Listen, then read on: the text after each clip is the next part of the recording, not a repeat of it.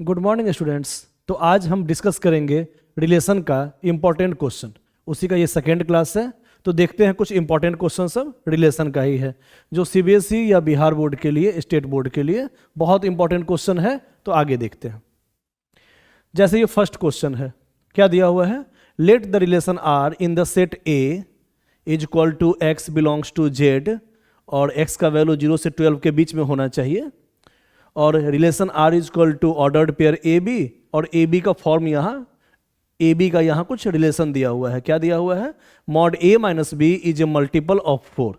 ठीक है। Then class 1 है ना, ये क्लास का साइन है। क्लास क्या होता है अभी हम बताएंगे। Class 1 the equivalence class containing 1 is, इसका मतलब यहाँ इक्विवेलेंस क्लास बताना है। तो पिछले इंपॉर्टेंट क्वेश्चन जो बताए थे फर्स्ट क्लास, उसमें हम इक्विवेलेंस रिलेशन के बारे में चर्चा किए थे। ये इक्विवेलेंस क्लास आ गया यहाँ पे। तो सबसे पहले ये बताना है कि ये इक्विवेलेंस क्लास क्या होता है। इक्विवेलेंस क्लास का मतलब ऐसा सेट, ध्यान से सुनना है, इक्विवेलेंस क्लास का मतलब इक्विवेलेंस रिलेशन नहीं होता है। इक्विवेलेंस रिलेशन तो हम लोग पढ़े थे, जिसमें रिफ्लेक्सिव हो, सिमेट्रिक हो, ट्रांजिटिव फॉर्म हो, उसको हम लोग कहते हैं इक्विवेलेंस रिलेशन। लेकिन यहाँ इक्विवेलेंस क्लास है। इक्विवेलेंस क्लास बहुत सिंपल चीज होता है। इक्विवेलेंस क्लास का मतलब एक ऐसा सेट होता है जो इस रिलेशन को सेटिस्फाई करे, बस इतना ही। क्या बोले हैं? इक्विवेलेंस क्लास का मतलब ऐसा सेट है ना, उसमें ऐसा एलिमेंट होना चाहिए जो इस रिलेशन को हमेशा सेटिस्फाई करे। तो ध्यान देना, अभी हम बता रहे हैं। सबसे पहले हमको यह बताओ कि ए सेट में कौन कौन सा एलिमेंट है। सेट बिल्डर फॉर्म में लिखा हुआ है ये x बिलोंग्स टू जेड, मतलब एलिमेंट का वैल्यू z होना चाहिए। z का मतलब इंटीजर, और 0 से लेके 12 के बीच में, 0 से लेके 12 के बीच में x का वैल्यू होना चाहिए। तो a के अंदर कौन कौन सा एलिमेंट आ गया जो 0 से 12 के बीच में हो? 0 को भी लेना है, इक्वल का भी साइन है। ठीक है, तो 0 भी इंक्लूड होगा, 1 भी होगा, 2 भी होगा, 3 4 5 6 7 8 9 10 11 एंड 12 तक लेंगे, है ना।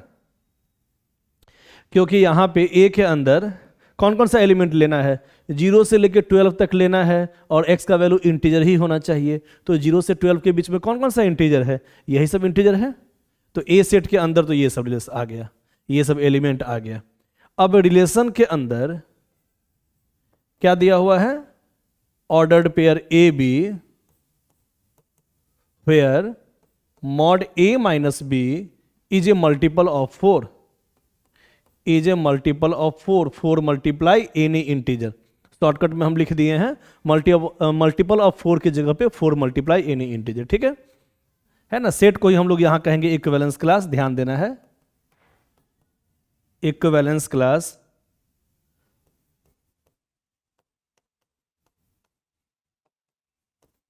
जिसके अंदर ऐसा एलिमेंट रखना है। इक्विवेलेंस क्लास का मतलब दोबारा बताओ। इक्विवेलेंस क्लास का मतलब ऐसा सेट है ना, जिसके अंदर ऐसा ऐसा एलिमेंट सबको रखना है जो इस रिलेशन को सेटिस्फाई करे। तो कौन कौन सा रखेंगे जरा बताओ तो।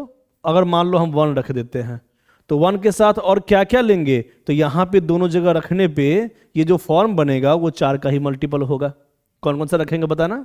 1 और 5 9, इसी का एलिमेंट होना चाहिए। ध्यान देना, ध्यान देना।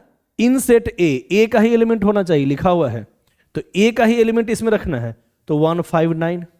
अब 1 5 9 में से कुछ भी यहां रख के देखो, तो जैसे 1 और 5 ही रखो, तो 1 माइनस 5 कितना होता है? -4। -4 का मॉड 4, 4 का मल्टीपल बन रहा है। 1 9 रखो, 1 9।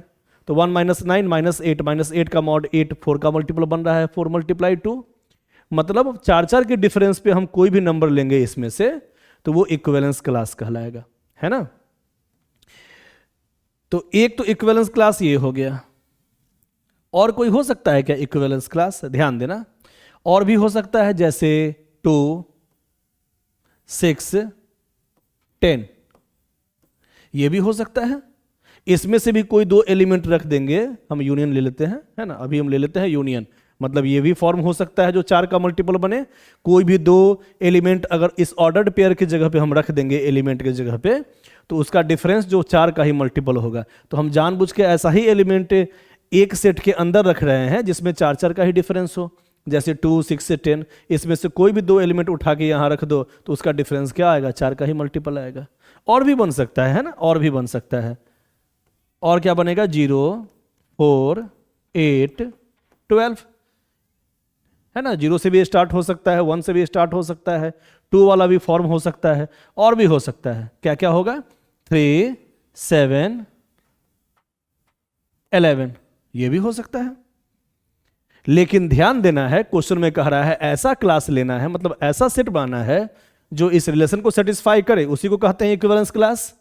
लेकिन उसमें 1 भी होना चाहिए, तो 1 के साथ कौन कौन सा एलिमेंट आएगा, अभी कह रहा है ऐसा क्लास लेना है कंटेनिंग 1 जिसमें एलिमेंट 1 होना चाहिए। तो 159 सिर्फ यही आंसर हो जाएगा, और कोई किसी के पास 1 नहीं है, 1 के साथ सिर्फ 159 है ना। तो क्लास कौन सा आंसर हो जाएगा, यही।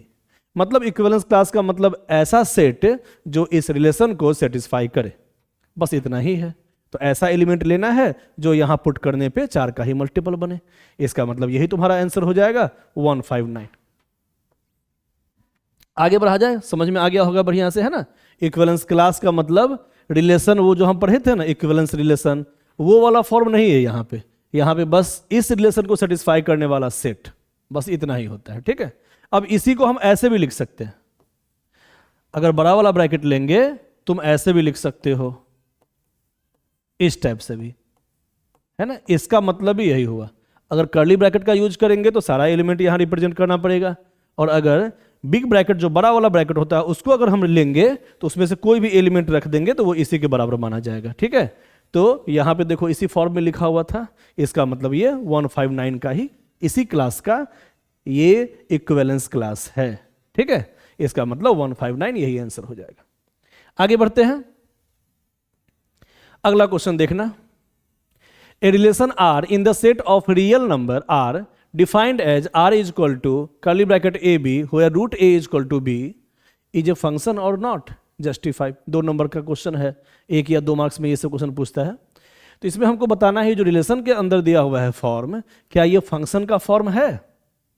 ठीक है, देखते हैं। सबसे पहले फंक्शन किसके लिए यहां पे लिखा हुआ है, इन the set of real number, इसका मतलब यहां रियल नंबर लिखा हुआ है ना, और यहां पे नहीं दिया हुआ है, यहां पे जो भी आएगा इसका रेंज ये है। लेकिन यहां कह रहा है इन the set of real number, मतलब यहां x का जो वैल्यू है वो रियल नंबर होना चाहिए, और यहां जो भी y का वैल्यू आता है उसको हम लोग कहते हैं रेंज, ठीक है। तो देखते हैं, ये सब 1 या 2 नंबर का क्वेश्चन सब आएगा। लिखा हुआ है root A is equal to B.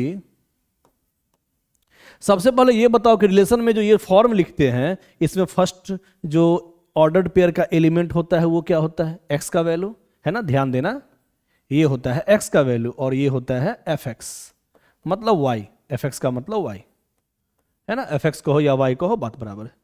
तो एग्जाम में ऐसे ही लिख देना जैसे हम लिख रहे हैं, ठीक है। ये x का वैल्यू और ये fx का मतलब y।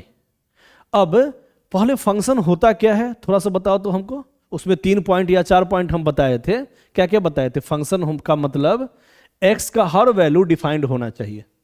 यहां x का रियल वैल्यू दिया हुआ है तो x का हर रियल वैल्यू के लिए ये फॉर्म डिफाइंड होना चाहिए। फंक्शन का पहला पॉइंट, सबसे पहला पॉइंट तो ये बताए थे कि x और y का वैल्यू कुछ ना कुछ होना चाहिए, है ना, मतलब नॉन एम्प्टी सेट होना चाहिए। दूसरा, x का हर वैल्यू के लिए y में कोई ना कोई वैल्यू डिफाइंड होना चाहिए, है ना, मतलब x का हर वैल्यू सेटिस्फाई करना चाहिए। और तीसरा पॉइंट बताए थे कि x के डिफरेंट वैल्यू के लिए y का सेम वैल्यू हो सकता है, लेकिन x के सेम वैल्यू के लिए y का डिफरेंट वैल्यू नहीं हो सकता है। तो यही 3 पॉइंट होता है फंक्शन में।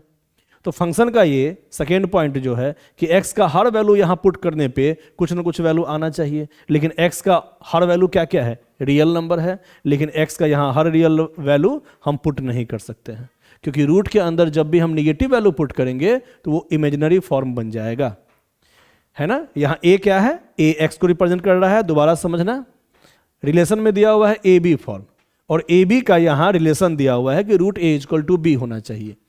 रिलेशन या फंक्शन तभी डिफाइंड होता है ना, खासकर फंक्शन तभी डिफाइंड होता है जब सारा का सारा रियल नंबर हो। और वैसे भी यहां रियल नंबर लिखा हुआ है कि x रियल नंबर के अंदर ही होना चाहिए, साफ साफ लिख दिया है।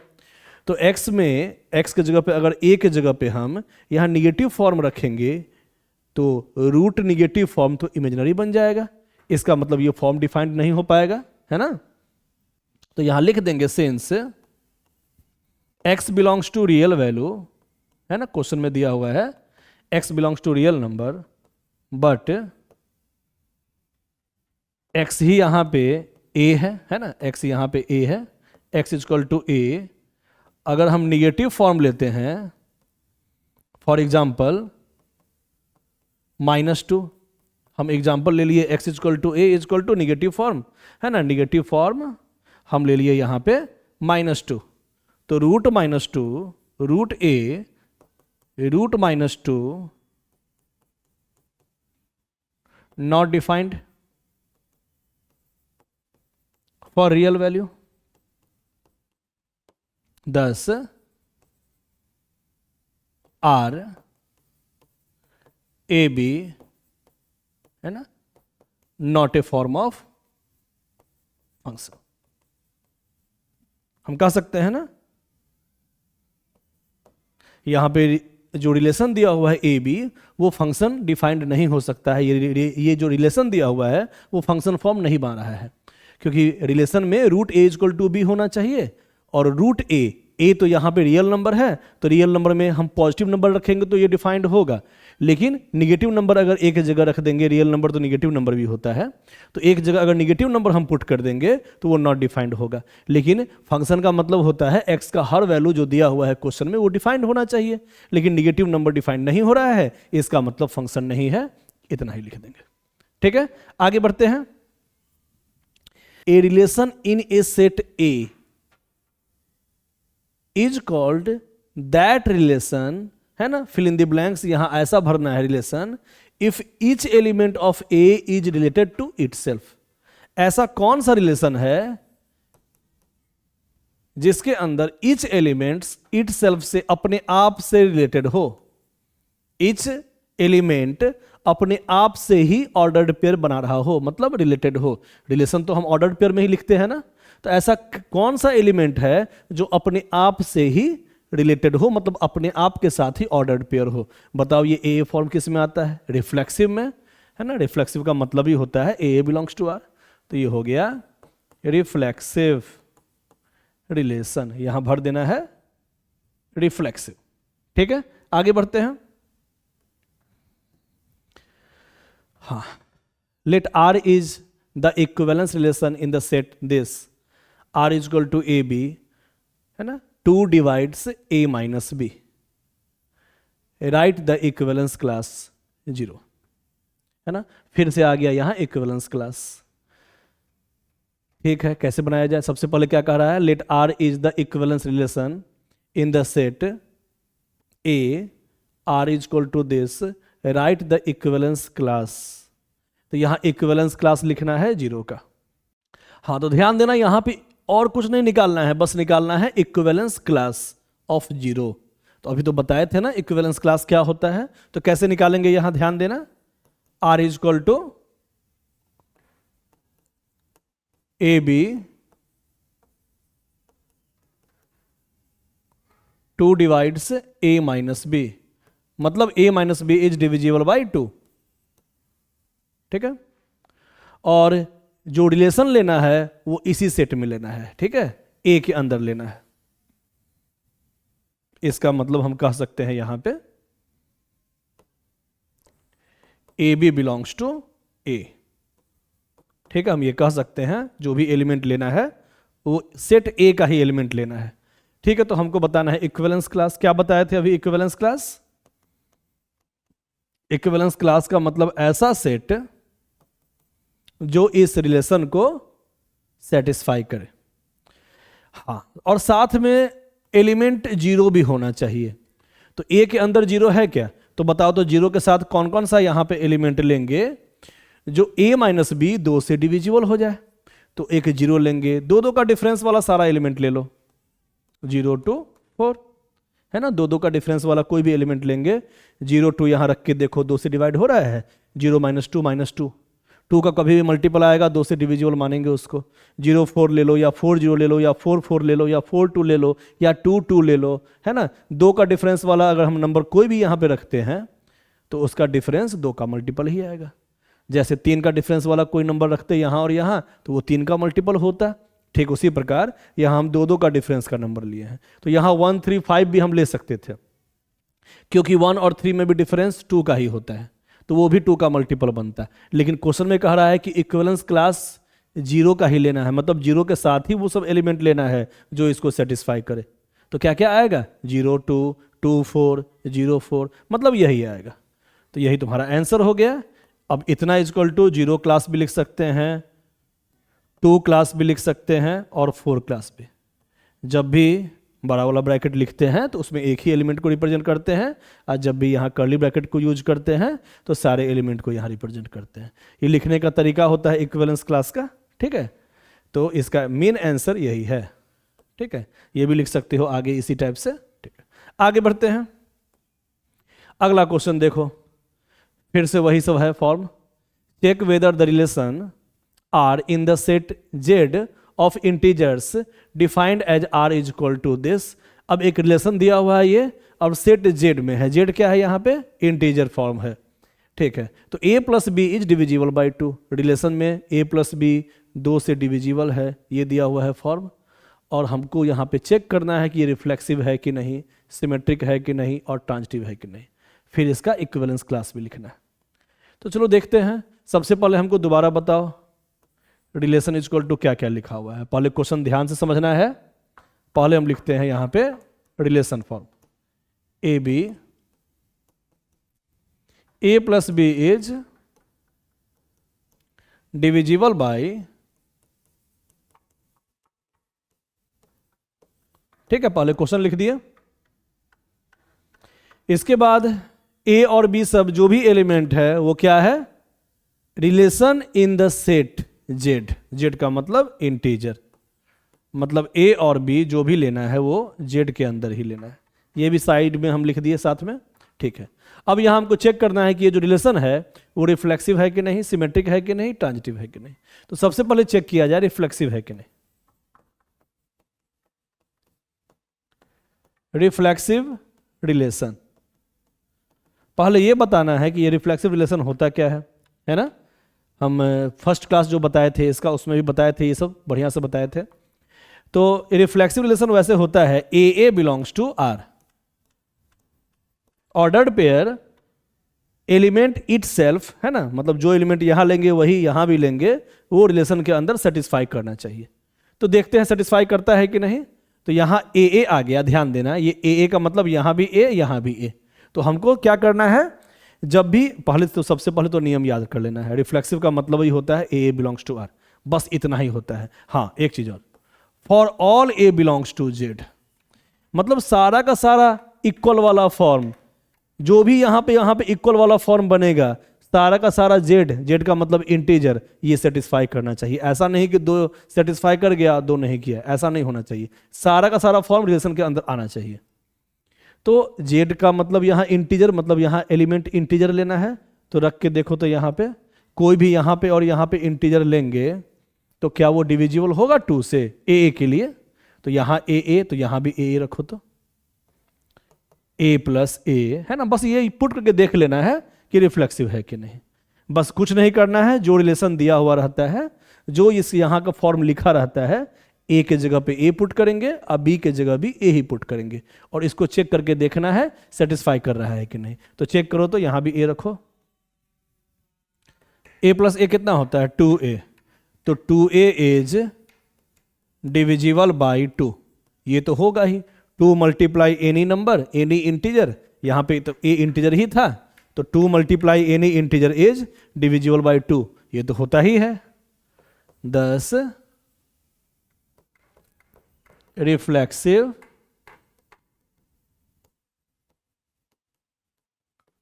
रिलेशन होगा इसका मतलब। अब चेक करते हैं हम लोग सिमेट्रिक। चलो तो बस कंडीशन सब याद रखो ना, ये सब क्वेश्चन तो बहुत आसान होता है। सिमेट्रिक रिलेशन, सिमेट्री का कंडीशन क्या होता है? कंडीशन बस इतना ही याद रखना है कि if A B belongs to R, है ना, if A B belongs to R then must be B A belongs to R, if A B belongs to R then B A belongs to R. इसका मतलब अगर A B रिलेशन के अंदर आ रहा है, अगर ordered pair element A B रिलेशन के अंदर आ रहा है तो बी ए भी रिलेशन के अंदर आएगा।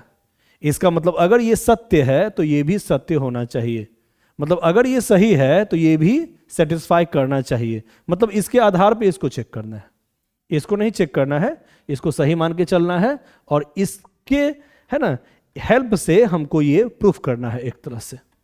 तो सबसे पहले इसका मतलब ये गिवन क्वांटिटी है और इसको हमको चेक करना है ऐसा है कि नहीं। तो सबसे पहले ए बी के लिए क्या लिखेंगे यहाँ पे? अगर यहाँ ए और यहाँ बी लिखते हैं तो यहाँ पहला वाला पुट करते हैं, यहाँ दूसरा वाला। तो ए बी के लिए भी तो वही पुट करेंगे sir, A plus B is divisible by 2। इसका मतलब 2 का मल्टीपल हम ऐसे भी लिख सकते हैं शॉर्टकट में, A plus B is divisible by 2 लिखो या 2 का मल्टीपल लिखो या 2 मल्टीप्लाई एनी इंटीजर लिखो, बात बराबर है। तो इस आधार पे हमको चेक करना है बी ए, मतलब फर्स्ट के जगह पे बी और सेकंड के जगह ए, यहां बी पुट करो यहां ए, क्योंकि यहां बी ए लिखा हुआ है तो यहां भी बी ए पुट करेंगे। ये हमको प्रूफ करना है बी प्लस ए भी 2 का मल्टीपल है। अब इसके हेल्प से हमको ये प्रूफ करना होता है हमेशा, ठीक है। तो b प्लस ए को तो हम लिख ही सकते हैं a plus B, from equation 1 हम यहां लिख देंगे, फ्रॉम इक्वेशन 1 हो गया प्रूव्ड, है ना। तो जब b प्लस ए 2 का मल्टीपल है तो a प्लस बी भी 2 का मल्टीपल हो गया प्रूव्ड। इसका मतलब ये सिमेट्रिक भी है। अब हमको चेक करना है ये ट्रांजिटिव है कि नहीं, ठीक है, चेक करते हैं।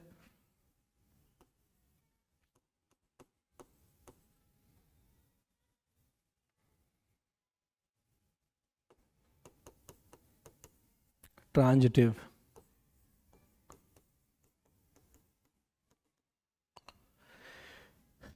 ट्रांजिटिव रिलेशन चेक किया जाए। इसका पहले कंडीशन बताओ। If A B belongs to R, B C belongs to R, then must be A C belongs to R, ठीक है। अगर ए बी और बी सी रिलेशन के अंदर आ रहा है तो ए सी भी रिलेशन के अंदर आना चाहिए, है ना। इस 2 के आधार पे हमको ये प्रूफ करना होता है, वेरीफाई करना होता है। अगर ये दोनों सत्य है इसको सही मान के बस इसको प्रूफ करना होता है, मतलब इसका कंडीशन लिख देना है इस दोनों का और उसके हेल्प से इसको प्रूफ करके देखना है कि ट्रांजिटिव है कि नहीं। अगर हो गया तो ठीक है, नहीं हुआ तो नहीं लिख देंगे, ठीक है। तो आगे बढ़ते हैं, तो चेक किया जाए कि ट्रांजिटिव है कि नहीं। इसका मतलब ये दोनों गिवन क्वांटिटी है और ये हमको प्रूफ करना है या चेक करना है। तो A B belongs to R का मतलब क्या लिखेंगे? सबसे पहले ये बताओ। A B belongs to R का मतलब यहां ए बी है तो ए प्लस बी, इसका मतलब जो कंडीशन है फर्स्ट को यहां लिख देना है, सेकेंड को यहां बैठा देना है और पुट करके देखना है ना। तो 2 इंटीजर, ये तो फर्स्ट को तो सही मान के ही चलना है इस दोनों को, और इसको बस चेक करना है हमको। तो दूसरा वाला को भी तो सही मान के चलेंगे। तो बी सी का मतलब क्या लिख दें? बी प्लस सी, है ना, यहाँ बी सी तो यहाँ भी बी सी, बी प्लस सी, ये भी 2 का मल्टीपल है तो 2 मल्टीप्लाई एनी इंटीजर, इसका नाम रख दिए इंटीजर 1, इसका नाम रख दिए इंटीजर 2, क्योंकि कोई जोड़ी थोड़ी ना है कि a प्लस बी जो 2 का मल्टीपल बनेगा वही नंबर b प्लस सी भी बनेगा। हाँ, 2 का मल्टीपल बनेगा क्योंकि इस आधार पे तो ऐसे ही लिखेंगे, लेकिन यहाँ इंटीजर हम डिफरेंट लिखेंगे, कोई जोड़ी नहीं है कि दोनों इंटीजर सेम ही हो, इसलिए, ठीक है। तो इस दोनों के हेल्प से हमको यहाँ वेरीफाई करना है ना। Then check A C belongs to R. अब इसको हमको चेक करना है A C belongs to R, तो ध्यान देना। अब इस दोनों के हेल्प से हमको ये चेक करना है। ये चेक करने का मतलब यहां ए यहां सी, तो यहां A plus C is a multiple of 2, है ना। A plus C is a multiple, चाहे डिविजिबल बाई 2 या मल्टीपल ऑफ ए 2, बात बराबर है। यही हमको चेक करना है, इसके आधार पे चेक करना है। तो इस दोनों में ऐसा कुछ काम करो कि ये प्रूफ हो जाए। अगर प्रूफ हो गया तो ट्रांजिटिव माना जाएगा। तो चलो देखते हैं फर्स्ट और second. a plus B is equal to 2 multiply any integer. ये दोनों गिवन क्वांटिटी है, तो इसके हेल्प से हमको ये प्रूफ करना होता है। अगर सही होगा तो प्रूफ हो जाएगा, है ना। चेक करते हैं, चलो इस दोनों को सम कर दिए तो a plus C plus 2b is equal to 2i1 plus 2i2। तो हमको यहां चेक करना है a प्लस सी, 2b को उधर लिख दो, 2i1 plus 2i2 minus 2b, दो हम कॉमन लेंगे तो integer 1 plus integer 2 minus b। अब ये भी दो इंटीजर है और ए बी सी जो भी है वो भी तो इंटीजर है, जेड है। तो इंटीजर में से इंटीजर माइनस करेंगे तो वो कभी फ्रैक्शन में नहीं आएगा, वो भी हमेशा इंटीजर में ही आएगा। इसका मतलब 2 multiply integer minus integer integer ही होता है। इसका मतलब a प्लस सी 2 का मल्टीपल होगा। प्रूव्ड हो गया। 10 ऑल्सो ट्रांजिटिव। ठीक है, तो अधिकतर क्वेश्चन में इस दोनों में हम लोग क्या करते हैं, या तो सम करते हैं या तो डिफरेंस करते हैं। तो ये कंडीशन अपने आप आ जाता है, अगर आ गया तो सीधे लिख देंगे कि ट्रांजिटिव है। ठीक है, तो चलो इतना तो हम बता दिए रिफ्लेक्सिव सिमेट्रिक ट्रांजिटिव। और रिफ्लेक्सिव सिमेट्रिक ट्रांजिटिव अगर रिलेशन होता है तो उसी को हम लोग कहते हैं इक्विवेलेंस रिलेशन। लेकिन हमको यहाँ इक्विवेलेंस रिलेशन नहीं बताना था, बस चेक करना था अलग अलग कि रिफ्लेक्सिव है कि नहीं, सिमेट्रिक है कि नहीं, ट्रांजिटिव है कि नहीं। तो यहाँ तीनों का तीनों हो गया। अब यहाँ इक्विवेलेंस रिलेशन नहीं है, फिर पूछ रहा है इक्विवेलेंस क्लास ही पूछ रहा है। तो equivalence class containing zero, zero के साथ कौन कौन सा ऐसा एलिमेंट लें सेट में कि इस रिलेशन को सेटिस्फाई करे, उसी को कहते हैं इक्विवेलेंस क्लास। अभी जस्ट बताए थे क्या होता है इक्विवेलेंस क्लास। ऐसा क्लास मतलब ऐसा सेट जो इस रिलेशन के कंडीशन को सेटिस्फाई करे। और कंटेनिंग जीरो है मतलब जीरो के साथ ऐसा एलिमेंट लेना है जो इस रिलेशन को सेटिस्फाई करे। देखते हैं, इसको हम मिटा देते हैं पहले।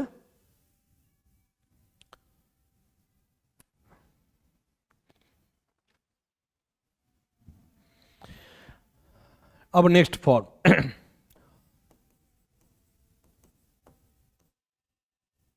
Equivalence relation. अब ये हमको चेक करना है इक्विवेलेंस रिलेशन। ऐसा रिलेशन मतलब ऐसा सेट है ना, हम जानबूझ के यहां सेट लिख देते हैं ताकि तुम लोगों को समझ में आए, जिसमें कौन कौन सा हम एलिमेंट लेंगे। सेट को तो हम कर्ली ब्रैकेट से रिप्रेजेंट करते हैं जनरली। इसमें कौन कौन सा ऐसा एलिमेंट लेंगे जो इस कंडीशन को सेटिस्फाई करे, लेकिन उसमें जीरो भी होना चाहिए, लिखा हुआ है कंटेनिंग जीरो एलिमेंट। तो जीरो के साथ यहां क्या क्या हम जोड़ेंगे कि वो दो का ही मल्टीपल बने या दो से ही डिविजिबल हो। तो 0 2 क्या क्या ले, और जेड में लेना है ना, सेट जेड में ए भी होना चाहिए जेड का फॉर्म, मतलब सारा एलिमेंट जेड का ही होना चाहिए। जेड का मतलब इंटीजर, इंटीजर लेना है। तो 0 लेंगे, 2 लेंगे, 4 लेंगे, 6 लेंगे। सर सीधा लिखिए ना, एनी इवन नंबर, है ना। ये सब आ गया तुम्हारा इक्विवेलेंस रिलेशन। 0 के साथ लिखना है, तो 0 के साथ कोई भी इवन नंबर, है ना, एनी इवन नंबर लिख दो, चाहे इवन नंबर लिख दो, बस यही हो गया तुम्हारा। ठीक है, आगे बढ़ा जाए। अगला question, if A is equal to, A के अंदर बहुत सारा एलिमेंट दिया हुआ है, कौन कौन सा 1 2 3 4 5 6 7 8 9, 9 तक है एलिमेंट। अब रिलेशन जो है ये ए क्रॉस ए में देखना है ना। इसका मतलब ये जो रिलेशन है वो ऑर्डर्ड पेयर में देखना है। इसमें स्टूडेंट बहुत कंफ्यूज करता है, क्योंकि अभी तक हम जो भी पढ़े हैं रिलेशन उसमें ध्यान देना, पहला एलिमेंट दूसरा एलिमेंट दोनों ऑर्डर्ड पेयर के फॉर्म में है। और यहां जो लिखा हुआ है अगला क्वेश्चन, इसमें एलिमेंट सब भी ऑर्डर्ड पेयर के फॉर्म में है। यहां इंडिविजुअल जो एलिमेंट है वो ए और बी नहीं है, ए के जगह ए बी है और बी के जगह सी डी है। मतलब एलिमेंट भी जो है ऑर्डर्ड पेयर के अंदर जो एलिमेंट है वो एलिमेंट भी ऑर्डर्ड पेयर के फॉर्म में ही बनेगा। ध्यान देना, आगे हम बता रहे हैं इसका क्या मतलब होता है। कभी भी ऐसा लिखा रहेगा ना ए आर बी, तो इसका मतलब होता है A B belongs to R, A R B का मतलब A B belongs to R, ऐसे लिखते हैं।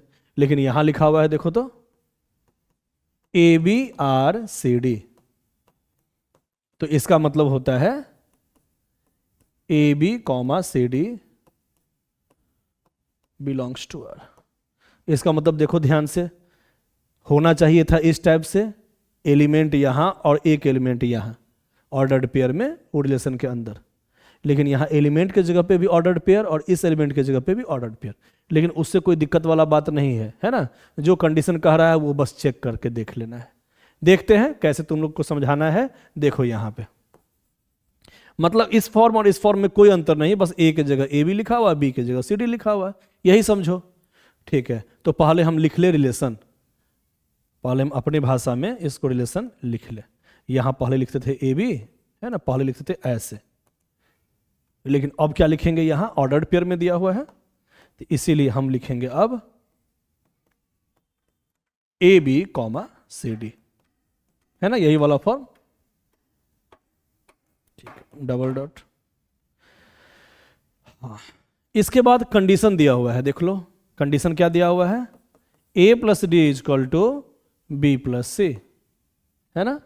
अब उससे मतलब नहीं ये लिखते कैसे हैं, बस जो दिया हुआ है उसको लिख देना है एलिमेंट के फॉर्म में। ऑर्डर्ड पेयर के अंदर जो एलिमेंट होता है उसके फॉर्म में भी ऑर्डर्ड पेयर ही आ गया है, उसका चिंता नहीं करना है, जैसे दिया हुआ है वो लिख देना है। और उसके बाद बस कंडीशन को देखना है सेटिस्फाई कर रहा है कि नहीं। कंडीशन क्या दिया हुआ है, a plus D is equal to B plus C, वो हम लिख दिए, ठीक है। और for A B C D belongs to A cross A, सही बात है, सारा का सारा एलिमेंट और ऑर्डर्ड पेयर ए के अंदर का ही फॉर्म है, इसीलिए ये लिख दिया है belongs to A cross A. ये तो लिखेगा ही, सारा का सारा एलिमेंट ए का ही लिया हुआ है, तो जब भी ऑर्डर्ड पेयर बनेगा तो पहला भी एलिमेंट ए का, दूसरा भी एलिमेंट ए का, सॉरी इसको ऐसे ही रहने देंगे, ध्यान देना। सारा का सारा जो एलिमेंट है ना वो ए का ही है, ए क्रॉस ए का ही है। मतलब एक तरह से कह सकते हैं, अब तुम ऐसे लिखो या ऐसे कहो, लिखो बात बराबर है, ध्यान देना, सीधे बात देखिए, है ना। ए बी सी डी, अब ए क्रॉस ए में भी तो ए ही ना है, तो ए के अंदर कौन कौन सा एलिमेंट है, पहला वाला जो ऑर्डर दिया गया एलिमेंट का, ऑर्डर्ड पेयर का मतलब ही पहला वाला एलिमेंट पहला सेट का और दूसरा वाला एलिमेंट दूसरा सेट का, तो दोनों तो ए ही है, तो ए के अंदर कौन कौन सा एलिमेंट आया, ए बी सी डी, तो ये वैसे ही लिखा हुआ है, इसमें कंफ्यूज नहीं करना है, ठीक है। चलो यहाँ पे देखना है, मेन तुम लोग को यहाँ पे कंडीशन देखना है कि सेटिस्फाई करता है कि नहीं। तो क्वेश्चन में दिया हुआ है ये जो रिलेशन है, इसमें आप चेक कीजिए, चाहे प्रूफ कीजिए कि ये इक्विवेलेंस रिलेशन है, ये प्रूफ कीजिए। तो चलो हम लोग चेक करते हैं, प्रूफ करते हैं। इक्विवेलेंस रिलेशन में क्या क्या होना चाहिए, इक्विवेलेंस रिलेशन का मतलब ही होता है जो रिफ्लेक्सिव भी हो, सिमेट्रिक भी हो और ट्रांजिटिव भी हो। तो चलो तीनों चेक करना है। सबसे पहले चेक करते हैं रिफ्लेक्सिव रिलेशन। रिफ्लेक्सिव रिलेशन क्या कंडीशन होता है, कंडीशन क्या होता है, ए बिलोंग्स टू आर, है ना। रिफ्लेक्सिव का कंडीशन हम लिखवाए थे, बहुत सारा क्वेश्चन बताए हुए हैं पहले भी, ए बिलोंग्स टू आर। लेकिन यहाँ ए नहीं लिखना है, क्योंकि यहाँ पे जो एलिमेंट है इस फॉर्म में नहीं दिया हुआ है ऑर्डर्ड पेयर, ऑर्डर्ड पेयर के अंदर एलिमेंट भी ऑर्डर्ड पेयर के रूप में लिखा हुआ है, इसलिए हमको इसी फॉर्म में लिखना है। जैसा क्वेश्चन वैसा ही आंसर। तो क्वेश्चन में जो एलिमेंट सब दिया हुआ है वो भी ऑर्डर्ड पेयर में ही दिया हुआ है, तो इसलिए ए के जगह पे मतलब सेम और सेम फॉर्म लिखना है। तो सेम में हम A B comma A B ये भी लिख सकते हैं, क्योंकि जो यहाँ लिखना है वही यहाँ लिखना होता है।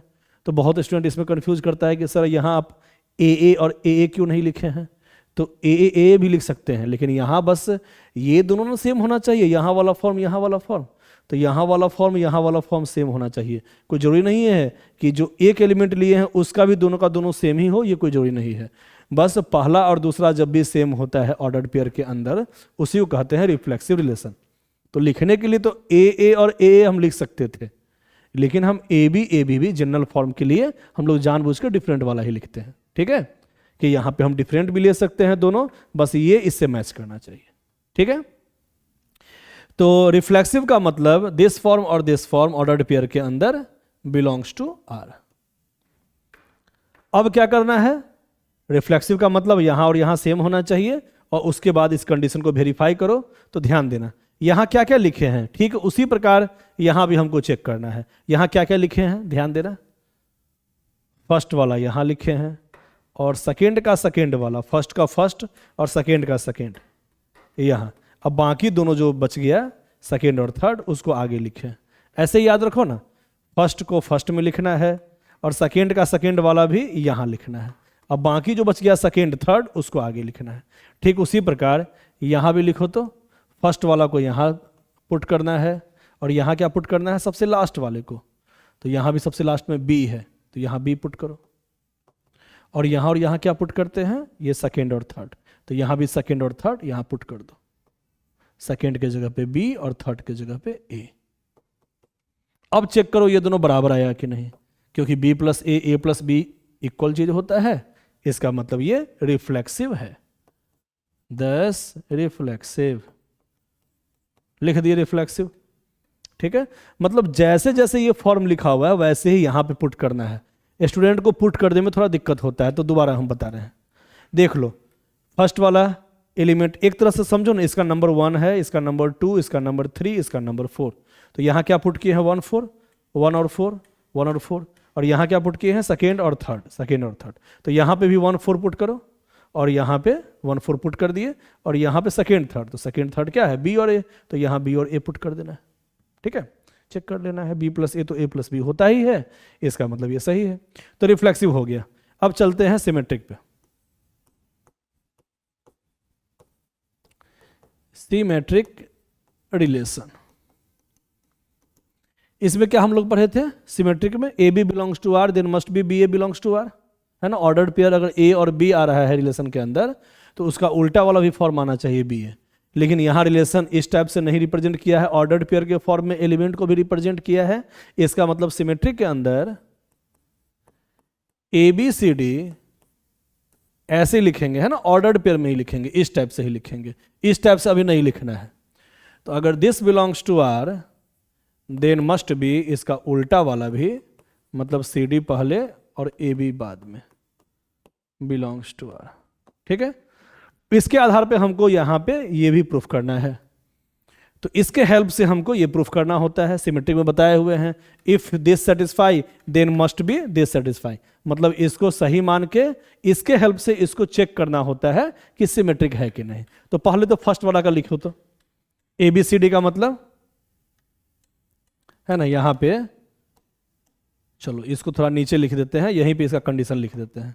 इसके हेल्प से हमको ये प्रूफ करना होता है, तो प्रूफ करते हैं। पहले इसका मतलब हम क्या बताए थे, यहाँ क्या क्या लिखा है, फर्स्ट और फोर्थ एलिमेंट पहले लिख दिया है और सेकेंड और थर्ड बाद में लिखा है। तो यहाँ पे भी फर्स्ट और फोर्थ को सम करके पहले लिख दो और सेकेंड और थर्ड को बाद में लिख दो। अब इसके हेल्प से हमको प्रूफ करना होगा, सॉरी इसको ऐसे ही रहने देते हैं, इसके हेल्प से हमको प्रूफ करना है ये। तो फर्स्ट फोर्थ जैसे लिखता है वैसे ही लिखना है आगे रिलेशन। तो फर्स्ट और फोर्थ पहले लिखा गया है, यहाँ देख लो फर्स्ट और फोर्थ का एडिशन पहले हुआ है, तो यहाँ भी फर्स्ट और फोर्थ का एडिशन पहले और सेकेंड और थर्ड का बाद में। ठीक है, सेकेंड और थर्ड, यहाँ भी देखो सेकेंड और थर्ड बाद में लिखा है, तो यहाँ भी हम सेकेंड और थर्ड बाद में लिखे। अब इसके हेल्प से इसको चेक करना है कि ये सही है कि नहीं। तो सबको पता है कि सी प्लस बी को हम बी प्लस सी भी लिख सकते हैं, और डी प्लस ए को ए प्लस डी भी लिख सकते हैं। अब ए प्लस डी को इधर ले आओ और बी प्लस सी को इधर ले आओ, और सेम इसको दिखा दो। ऐसे ही लिखते हैं हम लोग, है तो बहुत बच्चा वाला चीज़, सॉरी तो देखने से लग रहा है कि इसके बराबर है, वो सही बात है, लेकिन यहाँ पे ऐसे ही रिप्रेजेंट करते हैं हम लोग एक एक करके। ए प्लस डी को इधर ले आओ और बी प्लस सी को उस साइड ले जाओ, देख लो, क्योंकि इसको पहले लिखो चाहे इसको बाद में, उससे अंतर नहीं पड़ता है। तो इसको ही पहले लिख लिए, इसी को बाद में, ऐसा ही फॉर्म आ गया। इसका मतलब फ्रॉम इक्वेशन 1, है ना, फ्रॉम इक्वेशन 1 हो गया सिमेट्रिक फॉर्म, सिमेट्रिक रिलेशन है ना, सिमेट्रिक रिलेशन लिख लेना ये। ठीक है, इसके जैसा मिल गया, इसका मतलब ये सिमेट्रिक है।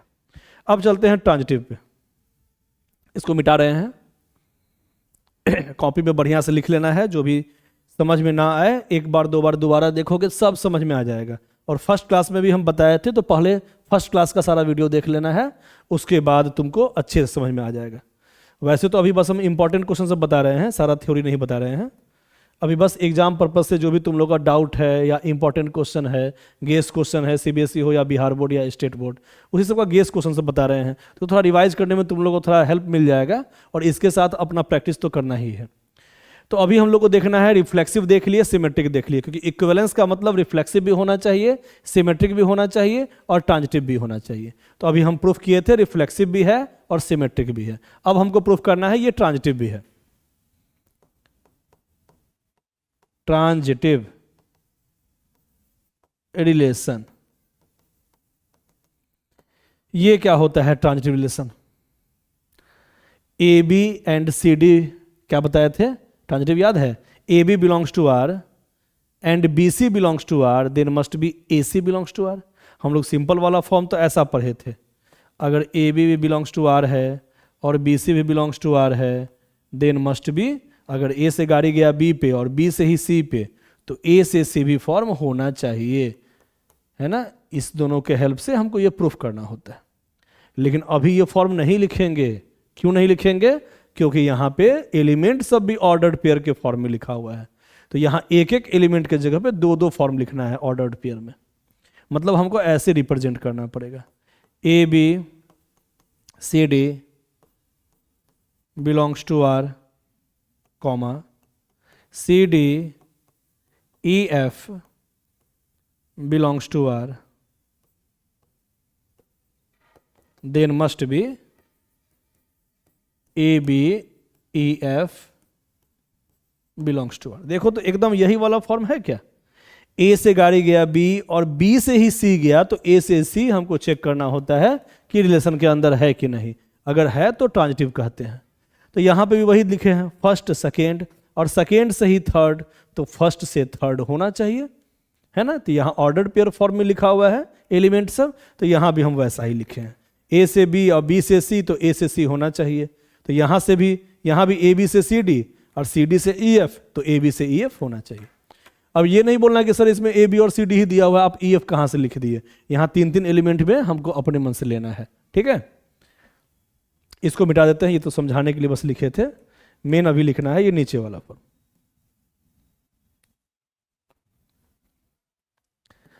तो फर्स्ट सेकेंड, सेकेंड थर्ड, तो फर्स्ट से थर्ड होना चाहिए, इसका यही मतलब होता है, ठीक है? इसका यही मतलब होता है। तो चेक करते हैं ट्रांजिटिव है कि नहीं।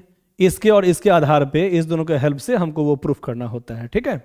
तो इसका मतलब फिर से बताओ, रिलेशन कैसे लिखा हुआ है आगे? कंडीशन फर्स्ट फोर्थ पहले लिखा है और सेकेंड थर्ड बाद में लिखा है। तो यहाँ भी फर्स्ट फोर्थ को पहले लिखो और सेकेंड थर्ड को बाद में जोड़ना है। यहाँ भी उसी फॉर्म पे रखेंगे तो फर्स्ट फोर्थ को पहले रखेंगे, है ना? यहाँ पे पहले देख लेना है किस टाइप से रखा हुआ है, उसी टाइप से सबको लिख देना है। तो यहाँ फर्स्ट और फोर्थ को पहले जोड़े थे और सेकेंड थर्ड को बाद में, तो यहाँ भी फर्स्ट फोर्थ को उसी में पुट करेंगे, है ना? क्योंकि देखो यहाँ फर्स्ट और फोर्थ, तो यहाँ फर्स्ट फोर्थ, तो यहाँ भी फर्स्ट फोर्थ रखेंगे। सीधा समझो ना, जो नंबरिंग यहाँ पे लिखते हैं वही नंबरिंग सब में लिखते हैं। तो फर्स्ट फोर्थ को पहले लिखे और सेकेंड थर्ड को बाद में जोड़े। यहाँ भी फर्स्ट फोर्थ को पहले लिखे और सेकेंड थर्ड को बाद में जोड़े। यहाँ पे कैसे लिखेंगे? यहाँ पे भी कंडीशन फर्स्ट फोर्थ को पहले, तो फर्स्ट फोर्थ को पहले और सेकेंड थर्ड को बाद में जोड़ा गया है, तो यहाँ पे भी सेकेंड और थर्ड को उसी फॉर्म पे पुट कर देना है। और इस दोनों के आधार पे हमको ये प्रूफ करना है। इस दोनों में क्या काम करे कि ऐसा दिख जाए? तो हम तो बताए थे कि ट्रांजिटिव में अधिकतर क्वेश्चन में या तो दोनों को जोड़ते हैं या तो डिफरेंस माइनस करते हैं। अधिकतर क्वेश्चन में तो यही करते हैं। तो देखते हैं दोनों को जोड़ के कोई फायदा होता है कि नहीं। इस दोनों के हेल्प से हमको ये प्रूफ करना होता है, सी प्लस एफ, दोनों को हम जोड़ रहे हैं।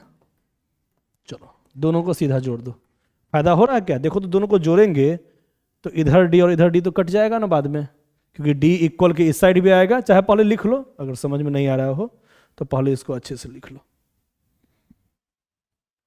हाँ जोड़ते हैं, A plus C plus D plus F is equal to B plus C plus D plus ए।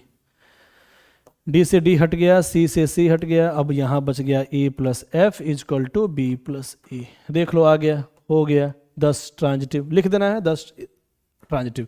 तो रिफ्लेक्सिव भी है, सिमेट्रिक भी है, ट्रांजिटिव भी है। 10 this relation must be equivalence relation, लिख देना है इस टाइप से। उसके बाद आगे चलते हैं, इसको मिटाया जाए। इक्विवेलेंस का मतलब रिफ्लेक्सिव भी हम प्रूफ कर दिए, सिमेट्रिक भी प्रूफ कर दिए और ट्रांजिटिव भी प्रूफ कर दिए। तो लिख देना है सिंस रिलेशन इज इक्विवेलेंस, है ना? Sorry, since relation is reflexive, symmetric and transitive, thus relation is also equivalence relation. बस ऐसे करके लिख देना है। हाँ, अब आगे बढ़ते हैं।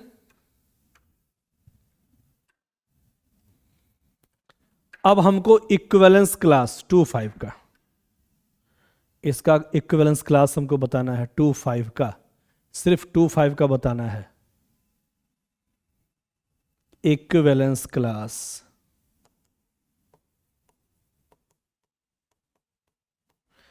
इक्विवेलेंस क्लास का मतलब ऐसा सेट जो कंडीशन को सेटिस्फाई करे, यही ना होता है, ऐसा सेट जो कंडीशन को सेटिस्फाई करे। तो 2-5 के साथ, तो 2-5 के साथ यहाँ क्या रखेंगे हमको नहीं पता सर, तो CD ले लेते हैं, देखते हैं क्या होता है। ठीक है, यहाँ कह रहा है 2-5 के साथ हम यहाँ क्या क्या ले, तो हम मान लिए कि ये 2-5, तो ये CD ही रख देते हैं और चेक कर लेते हैं कि 2-5 के साथ कौन कौन सा कंडीशन सेटिस्फाई कर रहा है। तो ऐसे हम लोग चेक कर लेंगे ऑर्डर्ड पेयर के फॉर्म में। ठीक है, तो कंडीशन रखो, फर्स्ट और फोर्थ को पहले जोड़ना रहता है, तो फर्स्ट और फोर्थ को यहाँ पहले जोड़ दो और सेकेंड थर्ड को बाद में, है ना। यहाँ भी सेकेंड थर्ड को बाद में लिखा है, तो हम भी सेकेंड थर्ड को इसी फॉर्म पे रख दिए। अब देखो तो D - C और 5 - 2 3, इसका मतलब हम इसके साथ और कौन कौन सा एलिमेंट लेंगे तो वो इक्विवेलेंस क्लास कहलाएगा, क्योंकि इक्विवेलेंस क्लास का मतलब ही होता है इसके साथ कौन कौन सा एलिमेंट ले जो इस कंडीशन को सेटिस्फाई करे। तो हम जानबूझ के 2-5 के साथ हम CD अपने मन से ले लिए हैं, तो इसी कंडीशन पे रखे हैं फर्स्ट फोर्थ का सम, फर्स्ट और फोर्थ का सम पहले और सेकेंड थर्ड का सम बाद में। यहाँ भी फर्स्ट और फोर्थ का सम पहले और सेकेंड और थर्ड का सम बाद में, ऐसा रखे हैं। तो D - C क्या आ गया 3, इसका मतलब हम CD वाला फॉर्म क्या क्या ले सकते हैं, तुम ही लोग बताओ। यहाँ CD वाला फॉर्म क्या क्या ले सकते हैं, C और D वाला फॉर्म ऐसा लेना है, ध्यान देना है। यहाँ D = कितना आ गया ना 3 + C, मतलब D का वैल्यू हमेशा C से 3 ज्यादा रखना है। तो 1 से लेके 9 तक में बताओ C का वैल्यू हम क्या क्या लें। अगर C का वैल्यू अगर हम 1 लेते हैं, है ना, C का वैल्यू 1 लेते हैं तो D = 3 + 1 4, C = 2, तो D 3 ज्यादा, 2 से 3 ज्यादा 5, 3 3 ज्यादा 6, हमेशा 3 ज्यादा है ना। C जो भी पुट करोगे D उससे 3 ज्यादा। और क्या रखें, 4 7 और 5 8 6 9, है ना, क्योंकि D और C का कंडीशन यही आया है, तो D और C के साथ यही कंडीशन आना है। तो D और C के साथ देखो CD वाला ऑर्डर पेयर क्या क्या बनेगा, C जो भी रखोगे D 3 + C हो जाएगा, तो मतलब 3 ज्यादा हो जाएगा D। तो C 1 रखे हैं क्योंकि इसी का एलिमेंट रखना है 1, तो D 3 ज्यादा हो जाएगा, 3 + C हो जाएगा, तो 3 + 1 कितना हो जाएगा 4। ये 2 है तो ये 2 + 3 5, 3 3 + 3 6, 4 4 + 3 7, 5 5 + 3 8, 6 6 + 3 9, 9 तक ही लेना है। इसका मतलब ये सब लेना है, मतलब 2-5 के साथ और कौन सा कंडीशन ले तो इसको सेटिस्फाई करे। तो 2-5 के साथ ही तो CD रखे हैं, तो ये कंडीशन सेटिस्फाई कर रहा था, है ना। तो 2-5 के साथ CD का फॉर्म ये बन रहा है, इसका मतलब 2-5 के साथ ये सब कुछ भी रखोगे तो वही फॉर्म आएगा। ठीक है, तो यही तुम्हारा आंसर हो जाएगा इक्विवेलेंस क्लास का। इक्विवेलेंस क्लास लिख देना है यहां पे, क्योंकि 2-5 के साथ ही तो CD मान के हम बनाए हैं, तो CD का ये सब फॉर्म सब आया है जो इस कंडीशन को सेटिस्फाई कर रहा है। क्या कंडीशन आया है, D = 3 + C, यही ना कंडीशन आया है, इसी के साथ लिए हैं। तो C = 1 तो D = 4, C = 2 तो D = 5, तो ऐसे करके हम सारा कंडीशन निकाल लिए हैं। तो यही इसका हो गया इक्विवेलेंस क्लास। ठीक है, आगे बढ़ते हैं। अब ये क्वेश्चन कैसे बनाएंगे देखो तो, so that the relation S belongs to N × N। अब N × N हो या A × A हो, क्या फर्क पड़ता है, एकदम सेम क्वेश्चन। इस क्वेश्चन में और इस क्वेश्चन में कोई अंतर नहीं है, 1% भी अंतर नहीं है। बस वहां पे इक्विवेलेंस क्लास भी निकालना था इस फॉर्म के लिए, और यहाँ पे इक्विवेलेंस क्लास नहीं निकालना है, सेम उसी जैसे बना देना है। ठीक है, नेचुरल नंबर के लिए, मतलब पॉजिटिव इंटीजर के लिए। ठीक है, सेम क्वेश्चन है, उसमें 2 पार्ट था, है ना, इक्विवेलेंस क्लास भी निकालना था और ये फॉर्म भी निकालना था, मतलब रिफ्लेक्सिव, सिमेट्रिक और ट्रांजिटिव भी चेक करना था। और इसमें बस इक्विवेलेंस क्लास नहीं निकालना है, बस इक्विवेलेंस रिलेशन चेक कर लेना है, रिफ्लेक्सिव, सिमेट्रिक, ट्रांजिटिव। मतलब वही क्वेश्चन है, उसी का फर्स्ट हाफ पार्ट जो हम लोग बनाए थे सेम फॉर्म बनेगा। बस रिलेशन का नाम चेंज कर दिया है, यहाँ पे एस रख दिया है, वहाँ आर था तो उससे कोई मतलब नहीं है। आगे बढ़ते हैं। अब यहाँ पे देखो तो यहाँ क्या करना है, 36 function X Y is a function defined a relation R on X given by relation A B. अब F A is equal to F B, उससे मतलब नहीं है यहाँ पे क्या क्या लिखा हुआ है ना। यहाँ पे लिख दिया हुआ है फंक्शन एक्स एरो वाई। तो ये जो फंक्शन फॉर्म है इसमें एक्स क्या होता है, एक्स होता है एक्स का वैल्यू डोमेन, और वाई क्या होता है को डोमेन, जहाँ वाई का वैल्यू आता है। तो ये सब फॉर्म वैसे ही लिखा रहता है। मेन तुमको यहाँ रिलेशन ये चेक करना है, ये जो रिलेशन है वो रिफ्लेक्सिव है कि नहीं, सिमेट्रिक है कि नहीं, ट्रांजिटिव है कि नहीं। क्योंकि इक्विवेलेंस रिलेशन का मतलब क्या होता है, हमको फिर से चेक करना है इक्विवेलेंस रिलेशन ऑन एक्स। अब एक्स यहाँ पे तुमको डिफाइंड नहीं किया है, सीधा एक्स लिख दिया है, तो उससे मतलब नहीं है। यहाँ फॉर्म दिया हुआ है, उससे हमको बस काम पड़ता है। जो यहाँ रिलेशन दिया हुआ रहता है ए बी ऑर्डर्ड पेयर के एलिमेंट में, उसका ऑर्डर पेयर का रिलेशन यहाँ दिया हुआ है, बस उसी से हमको यहाँ पे वेरीफाई कर लेना है कि इक्विवेलेंस रिलेशन है कि नहीं। इक्विवेलेंस रिलेशन का मतलब क्या क्या होता है, दोबारा बताओ क्या क्या होना चाहिए। पहला कंडीशन रिफ्लेक्सिव होना चाहिए, तो ये भी क्वेश्चन आसानी है, पहले जैसा ही बनेगा। रिफ्लेक्सिव रिलेशन क्या होता है इसमें, ए बिलोंग्स टू आर। चेक करके देखो इसमें ए बिलोंग्स टू आर।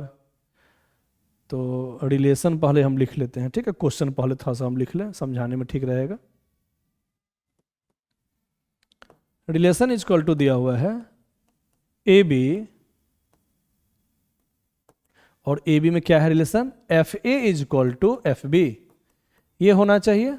चेक करते हैं, चेक किया जाए। तो यहां रिफ्लेक्सिव का मतलब क्या होता है, ए बिलोंग्स टू आर, मतलब इक्वल वाला फॉर्म जो है वो रिलेशन के अंदर आना चाहिए। तो कंडीशन पे रख के देखो ना कि सॉरी यहाँ एफ बी लिखा हुआ था ना, F A equal to F B लिखा हुआ था, ठीक है। अब ये वेरीफाई करो, ए के जगह ए पुट करो और बी के जगह पे भी ए ही पुट करो, और चेक करो कि ये सही है कि नहीं। बी के जगह ए लिखा हुआ है तो यहां भी बी के जगह ए पुट करो। F A equal to F A, ये तो होता ही है, कोई फंक्शन अपने आप के बराबर होता है, इसका मतलब ये रिफ्लेक्सिव तो हो गया। तो बहुत आसान क्वेश्चन है, देख ही रहे हो।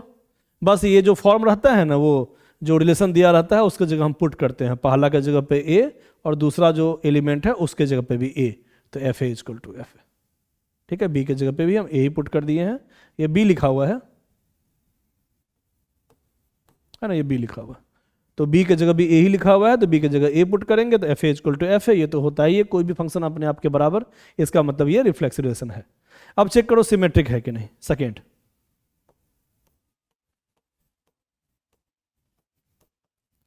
सिमेट्रिक रिलेशन है कि नहीं। तो सिमेट्रिक का मतलब if A B belongs to R then must be B A belongs to R. अगर रिलेशन के अंदर ए बी आ रहा है तो बी ए भी आना चाहिए। तो ए बी का मतलब यहां पे ए, यहां बी, तो यहां भी ए, यहां भी पुट करना है ना। जैसे पुट करना होता है फर्स्ट को यहां, सेकेंड को यहां, तो यहां पे भी वही पुट करो, फर्स्ट के जगह पे बी और सेकेंड के जगह ए लिखा हुआ है तो सेकेंड के जगह ए पुट करना है यहां पे, ठीक है। देखो फर्स्ट नंबर को यहां पुट किया, सेकेंड नंबर को यहां, तो यहां भी ऑर्डर्ड पेयर में फर्स्ट नंबर को यहां पुट करेंगे, सेकेंड नंबर को यहां। जैसे ये पुट करने का तरीका दिया हुआ है वैसे ही हम लोग पुट करते हैं। अब इसके हेल्प से हमको यहां चेक करना होता है ये सही है कि नहीं। सिमेट्रिक और ट्रांजिटिव में एलएचएस के हेल्प से हमको प्रूफ करना होता है आरएचएस वाला फॉर्म, मतलब इस कंडीशन को लेके इसको ऐसा काम करो कि ऐसा दिखे। तो ये तो सिंपल है कि F B is equal to F A है और यहाँ F A is equal to F B है, तो इसके हेल्प से इसको प्रूफ करना है। तो एफ बी बराबर एफ ए लिखो या एफ ए बराबर एफ बी लिखो, बात बराबर है है ना, ये सब बहुत इजी है, बस फॉर्म लिखने आना चाहिए। कैसे प्रूफ करते हैं ये कंडीशन समझ बस आना चाहिए। ठीक है, तो सिमेट्रिक भी हो गया, F B is equal to F A, F A is equal to F B, क्योंकि एफ बी बराबर एफ ए होगा तो एफ ए बराबर एफ बी तो होगा ही, और एफ ए बराबर एफ बी होगा तो एफ बी बराबर एफ ए तो होगा ही। तो इस कंडीशन के साथ ये कंडीशन लिख दिए, क्योंकि F B is equal to F A है तो F A is equal to F B होगा ही, और एफ ए बराबर एफ बी है तो एफ बी बराबर एफ ए होगा, मतलब ये सिमेट्रिक है। सीधा लिख देंगे 10 सिमेट्रिक, 10 सिमेट्रिक रिलेशन सेटिस्फाई। अब चेक करो ट्रांजिटिव है कि नहीं। तीसरा, ये सब बहुत इजी क्वेश्चन सब है, बस लैंग्वेज लिखना है। Transitive relation,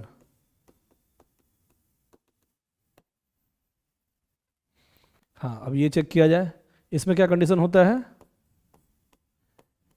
if A B belongs to R, B C belongs to R, then must be A C belongs to R, है ना। A B belongs to R का मतलब एफ ए बराबर एफ बी, है ना, first और second यहां और यहां पुट करना, फर्स्ट यहां सेकेंड। तो बी सी का मतलब यहां पे क्या लिख दें, F B is equal to F C, है ना, फर्स्ट के जगह पे बी और सेकेंड के जगह पे सी लिखा हुआ है, यहाँ बी और सी, तो यहाँ भी बी और सी ही पुट करेंगे, पुट कर दिए। अब इस दोनों के हेल्प से हमको प्रूफ करना है A C belongs to are, मतलब फर्स्ट के जगह पे ए पुट करना है और सेकेंड के जगह पे सी पुट करना है। इस दोनों के हेल्प से इसको प्रूफ करना है, F A is equal to F C, sorry, ठीक है, F A is equal to F C, यहां ए सी रहेगा तो यहां भी ए सी पुट करेंगे, वो पुट कर दिए। अब इस दोनों को क्या ऐसा काम करे कि ये प्रूफ हो जाए, तो हम तो बताए हैं कि ट्रांजिटिव में अधिकतर थ्योरी वाला जो क्वेश्चन होता है ना, उसमें अधिकतर दोनों को जोड़ देते हैं, इस दो कंडीशन को जोड़ते हैं या माइनस करते हैं, घटाते हैं, तो ऐसा कंडीशन आ जाता है। इस दोनों में क्या काम करें, F A is equal to F B, F B is equal to F C, इस दोनों को जोड़ेंगे तो फायदा होगा इससे,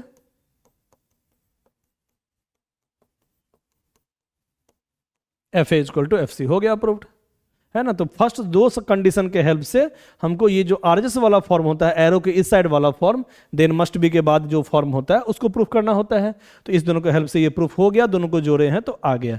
इसका मतलब 10 ट्रांजिटिव रिलेशन सेटिस्फाई, इसका मतलब ये इक्विवेलेंस होगा, then must be equivalence relation, ऐसा लिख देना है। ठीक है, आगे बढ़ते हैं। हाँ, अब इस क्वेश्चन को कैसे बनाएंगे, given a non empty set X, define the relation R in power set of X as follows, for A B is an element which belongs to power set X. इसका यही मतलब होता है पावर सेट, पावर सेट का मतलब ये सब सारा सेट इसके अंदर एलिमेंट के रूप में होना चाहिए, यही होता है। तो अभी उससे मतलब नहीं है, बस समझो ना कि ए बी इसके अंदर होना चाहिए, बस इसी से मतलब है। और ordered pair A B belongs to R, और मेन कंडीशन यहां दिया हुआ है। देखो ध्यान से, ये जो है ना, ये थोड़ा सा कभी कभी गलत दे देता है क्वेश्चन में। जैसे हमको यहाँ क्या प्रूफ करना है कि रिलेशन इज रिफ्लेक्सिव हो, ट्रांजिटिव हो, लेकिन सिमेट्रिक नहीं हो। तो ये जो फॉर्म दिया हुआ ये प्रॉपर सबसेट का साइन है, एक्चुअली में ये सबसेट का साइन होना चाहिए, है ना। सबसेट का मतलब ऐसा साइन, इस टाइप से, है ना, इस टाइप से होना चाहिए, ये भी होना चाहिए, साथ में इक्वल वाला भी साइन होना चाहिए। ये कहीं कहीं गलत लिखता है लॉजिकली, तो एक्चुअली में ये साइन होना चाहिए। तो हम बता रहे हैं ये क्वेश्चन, ध्यान देना, बता रहे हैं। तो हमको मेनली ये कंडीशन दिया हुआ है ना, ये कंडीशन है कि A B belongs to R, तो A is the subset of B. तो हमको ये रिलेशन चेक करना है कि रिफ्लेक्सिव हो, ट्रांजिटिव हो, लेकिन सिमेट्रिक नहीं हो। ये प्रूफ करना है, चेक नहीं करना है, प्रूफ करना है। तो प्रूफ करते हैं। तो पहले ये बताओ कि रिलेशन क्या दिया हुआ है, रिलेशन के अंदर A B belongs to R, sorry क्या लिखे, रिलेशन के अंदर ए बी, और ए बी में कंडीशन दिया हुआ है A is the subset of B.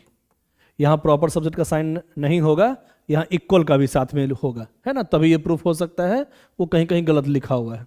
तो A is the subset of B, ठीक है। सबसेट का मतलब क्या होता है, इसका सब एलिमेंट इस सेट में हो, इतना ही याद रखो ना, सबसेट का मतलब इसका सारा एलिमेंट इसमें होना चाहिए। फॉर एग्जाम्पल से हम समझाते हैं। ए के अंदर मान लो 1 2 है एलिमेंट, तो बी के अंदर 1 2 3, मतलब ए का सारा एलिमेंट बी के पास होना चाहिए और बी के पास एक्स्ट्रा भी हो सकता है, क्योंकि इसको हम लोग सुपर सेट कहते हैं और इसको हम लोग सबसेट कहते हैं। तो ए का सारा एलिमेंट बी में होना चाहिए। तो यही दिया हुआ है कि रिलेशन के अंदर ए भी आएगा और ए का सारा एलिमेंट बी में होगा, है ना। ठीक है, तो चेक करते हैं। मतलब सबसेट का मतलब इसका सारा एलिमेंट इसमें होना चाहिए, बस इतना ही। इधर वाला का सारा एलिमेंट इधर में होना चाहिए, इसका सारा एलिमेंट इसमें होना चाहिए। बस इसी पे हमको आइडेंटिफाई करना है कि ये रिफ्लेक्सिव है, ट्रांजिटिव है, लेकिन सिमेट्रिक नहीं है। चेक किया जाए। और यहां पे चलो कुछ और फॉर्म लिख देते हैं। यहां लिखा हुआ है A B set is the element of power set of X. तो इससे अभी कोई खास मतलब नहीं है। रिफ्लेक्सिव रिलेशन,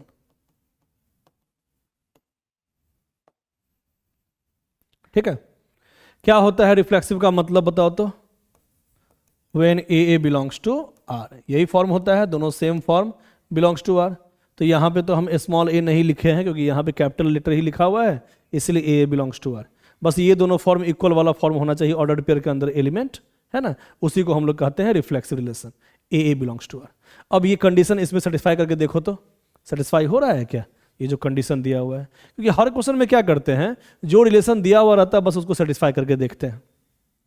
ए, तो यहां भी ए और बी के जगह भी ए ही आया है, तो यहां भी ए लिखेंगे। तो क्या ए का सारा एलिमेंट ए में होता है? कोई भी सेट का सारा एलिमेंट उसी के अंदर होता है? एकदम होता है। ए और ए तो आपस में इक्वल होता है, तो ए का सारा एलिमेंट ए में तो होगा ही। और ए बिलोंग्स टू पी एक्स लिखा हुआ है तो वो साइड में लिख देते हैं, ठीक है। ठीक है, ये तो हो गया रिफ्लेक्सिव रिलेशन, क्योंकि ए का सारा एलिमेंट ए में होगा, कोई भी सेट का सारा एलिमेंट उस सेट के अंदर तो होगा ही, ठीक है। इसका मतलब ये रिफ्लेक्सिव हो गया, इतना ही काफी है रिफ्लेक्सिव रिलेशन। नहीं तो लॉजिक लिखने का मन होगा तो लिख देना सिंस एनी सेट हैज, है ना, इट्स ओन एलिमेंट, ए का सारा एलिमेंट उसमें होता ही है, ठीक है। इसका मतलब ये रिफ्लेक्सिव होगा, सीधे लिख देना है ऐसे, चाहे इतना पे भी काम चलेगा। अब हमको यहां देखना है ट्रांजिटिव। ट्रांजिटिव रिलेशन,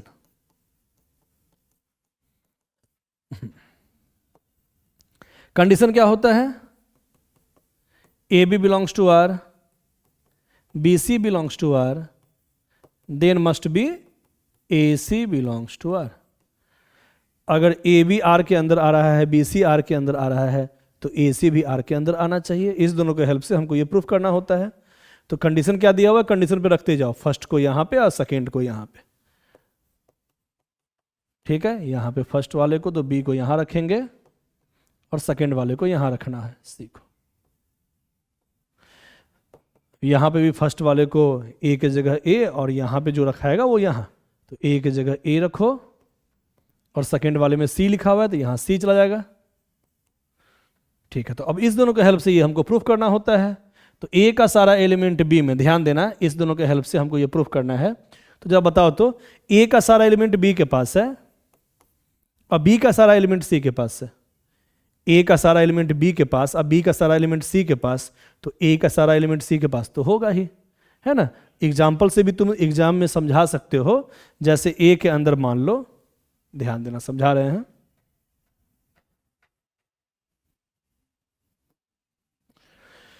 ए का सारा एलिमेंट बी और बी का सारा एलिमेंट सी के पास है। इसका मतलब ए का सारा एलिमेंट सी के पास होगा। इसको एग्जाम्पल से भी समझा सकते हो ऐसे कुछ, ध्यान देना। ए के अंदर मान लो 1 2 है और ए का सारा एलिमेंट बी के पास है और बी के पास एक्स्ट्रा भी हो सकता है, क्योंकि हम बताया है ना सुपर सेट के पास इससे एक्स्ट्रा भी हो सकता है। अब बी का सारा एलिमेंट सी के पास, तो सी के पास बी का सारा एलिमेंट तो होगा ही और एक्स्ट्रा भी हो सकता है। तो तुम ही देख के बताओ तो ए का सारा एलिमेंट सी के पास होगा, 100% होगा, क्योंकि ए वाला सामान बी के पास है, बी वाला सारा सामान सी के पास है, तो ए वाला तो मैच करेगा ही सी से। ए का सारा एलिमेंट सी के अंदर तो होगा ही, इसका मतलब हम लिख देंगे ए इज द सबसेट ऑफ सी। हो गया प्रूव्ड। ये भी ट्रांजिटिव भी है, लिख देना 10, it's it is transitive relation. चलो ये भी हो गया, रिफ्लेक्सिव हो गया, ट्रांजिटिव भी हो गया। अब हमको यहां देखना है सिमेट्रिक। कंडीशन पे बस रखते जाना है, सिमेट्रिक रिलेशन। ये क्या होता है सिमेट्रिक? सिमेट्रिक कंडीशन पहले लिखो, if A B belongs to R, है ना, if A B belongs to R, यहां भी इफ कंडीशन में लगाते हैं, if this and this belongs to R then must be A C belongs to R. तो यहां पे भी if A B belongs to R then must be B A belongs to R. अगर A B रिलेशन के अंदर है तो इसके हेल्प से प्रूफ करना होता है कि बी ए भी बिलोंग्स टू आर होना चाहिए। तो देखो, तो क्या ये सही बात है? हमेशा के लिए 100% सही है। कोई भी लॉजिक तभी सही मानते हैं जब वो 100% सही हो। तो पहले कंडीशन क्या है ए बी का? ये फॉर्म, और बी ए का मतलब बी बिलोंग्स टू आर। और यहाँ साइड में मन होगा तो लिख देना, है ना, ऑर्डर्ड पेयर, सॉरी यहाँ जो पी ए है, पी एक्स है ना, पावर सेट, यहाँ पे लिखे थे ना पावर सेट, यहाँ भी ए बी सी, वो वैसे ही लिख देते हैं फॉर्मेलिटी के लिए, A B C belongs to P X. ये साइड में लिख सकते हो, कोई दिक्कत नहीं है। यहाँ पे भी ए बी लिए हैं तो A B belongs to P X, इसको यहाँ भी लिख देना, ठीक है। हाँ, ये फॉर्मेलिटी के लिए सब जगह लिख देना, नंबर नहीं कटे इसलिए। तो हमको यहाँ पे चेक करना है कि ए बी अगर बिलोंग्स टू आर है तो B A belongs to R होगा कि नहीं हमेशा। तो A B belongs to R का कंडीशन दिया हुआ है, A is the subset of B, तो B is the subset of A होना चाहिए 100%। तो तुम ही बताओ, क्या ए का सारा एलिमेंट बी के पास है तो क्या जरूरी है कि बी का सारा एलिमेंट ए के पास हो? ध्यान देना, मान लो ए के पास एलिमेंट है 1 2 और बी के पास एलिमेंट है 1 2 3, तो 1 2 3 क्या ए के पास भी है? अभी देखो क्या होता है कि सिमेट्रिक और ट्रांजिटिव जब भी प्रूफ करते हैं तो इस दोनों को तो सही लेके चलते हैं, ऐसा कंडीशन लेते हैं जो ये दोनों सेटिस्फाई करे, और इसके हेल्प से हमको आगे वाला प्रूफ करना होता है A C belongs to R. तो ये तो हमेशा सही होगा क्योंकि ए का सारा एलिमेंट बी के पास है, बी का सारा एलिमेंट सी के पास है, तो ए का सारा एलिमेंट सी के पास होगा ही हमेशा। लेकिन तुम ही बताओ कि ये हमेशा सही होगा कि ए का सारा एलिमेंट बी के पास है तो बी का भी सारा एलिमेंट ए के पास हो?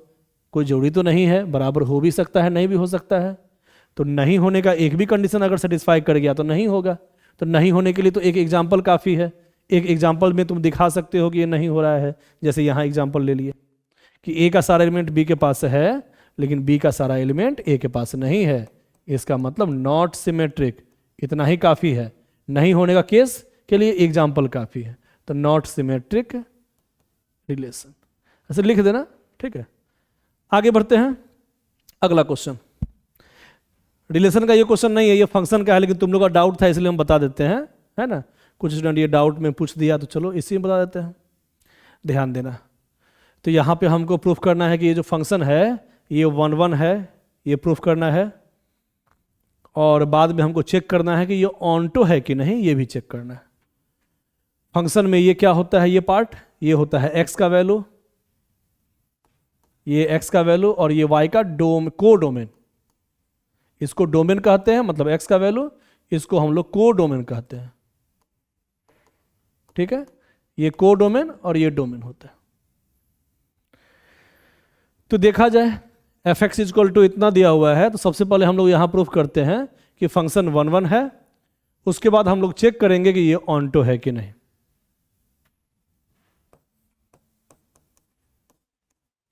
f is 1 1 function,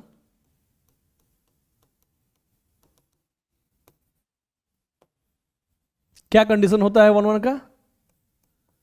if fx1 is equal to fx2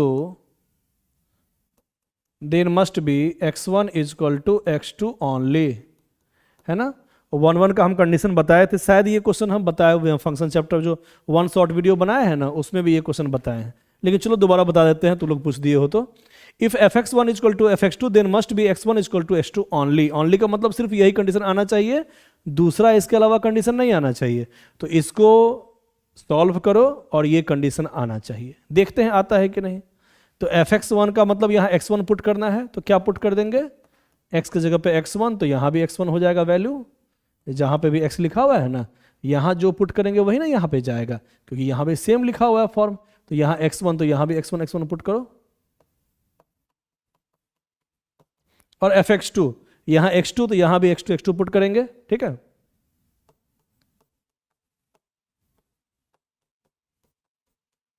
ठीक है, पुट कर दिए x1 तो यहाँ भी x1 और x2 fx2 का मतलब यहाँ भी x2 क्रॉस मल्टीप्लाई करो, पहले 4 से 4 हटा दो, अब क्रॉस मल्टीप्लाई करते हैं। x1 से इसमें करेंगे तो 3x2 x1 प्लस 4x1, और x2 से इसमें करेंगे तो 3x1 x2 4x2, 3x1 x2 तो प्लस माइनस 0 हट गया, क्या आ गया 4x1 इजकल टू 4x2, तो x1 इजकल टू x2 है ना, ये तो बराबर आ गया। ये कंडीशन, सिर्फ यही कंडीशन आया है, एक कंडीशन ओनली, इसका मतलब ये 1 1 है।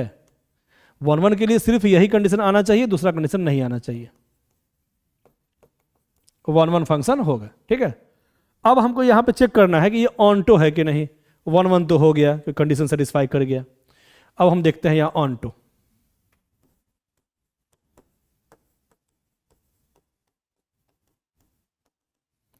ऑनटो का मतलब क्या होता है, इसका रेंज निकालो, रेंज का मतलब y का वैल्यू, और रेंज बराबर कोडोमेन होना चाहिए।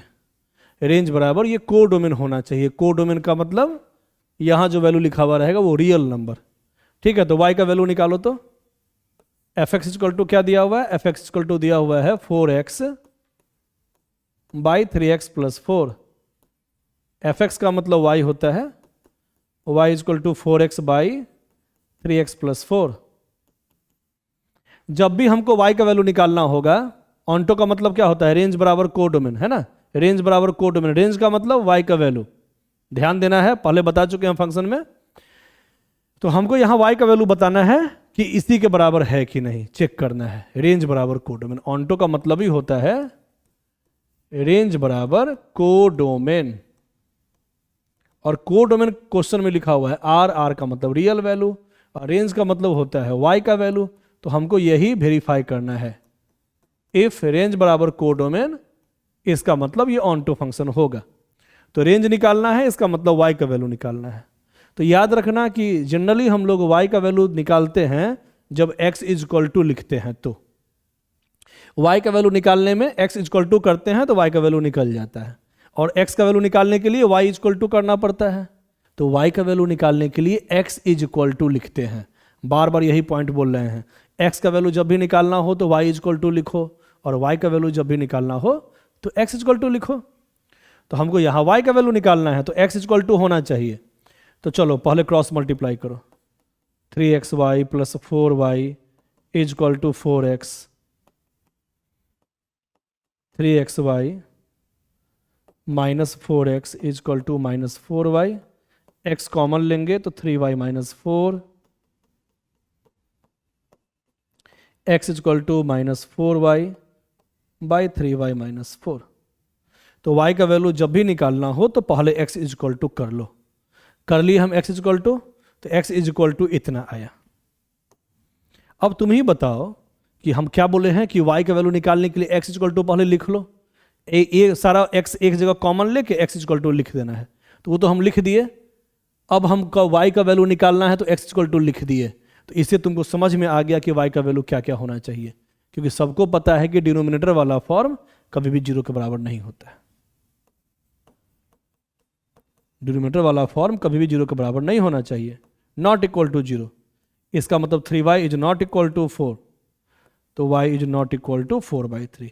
और भी रेंज वाला क्वेश्चन सब हम ऑनटो वाला क्वेश्चन बताए हुए हैं वन शॉट वीडियो में फंक्शन में, उसको देख लेना है अगर इसमें दिक्कत हो रहा है तो, क्योंकि इसका पहले बेसिक कोई जानेगा तभी तो ये सब क्वेश्चन बना पाएगा। तो इंपॉर्टेंट क्वेश्चन का वीडियो बनाए हुए हैं फंक्शन में, उसको जाके पहले बढ़िया से देख लेना है, उसके बाद ये क्वेश्चन में अगर दिक्कत हो रहा है उसके बाद देखना है, ठीक है। तो वैसे हम जानते हैं कि y का वैल्यू निकालने के लिए x इक्वल टू लिखना जरूरी है, लिख दिए, और ये रियल वैल्यू और फाइनाइट होना चाहिए। तो अभी तो y का वैल्यू हम कुछ भी पुट करेंगे तो x रियल नंबर ही आएगा, लेकिन नीचे वाला फॉर्म अगर 0 हो गया तो any number by 0 undefined form, इसीलिए y का वैल्यू कुछ भी लो कोई दिक्कत नहीं है, बस डिनोमिनेटर वाला केस 0 के बराबर नहीं होना चाहिए। इसका मतलब y is any real value except 4/3। इसका मतलब तुम्हारा रेंज ये आया, तो range is not equal to codomain हो जाएगा यहाँ, क्योंकि कोडोमेन में तो R लिखा हुआ है, ऑल रियल वैल्यू। ठीक है, इसका मतलब range is not equal to codomain, इसका मतलब नॉट ऑन टू फंक्शन। ठीक है,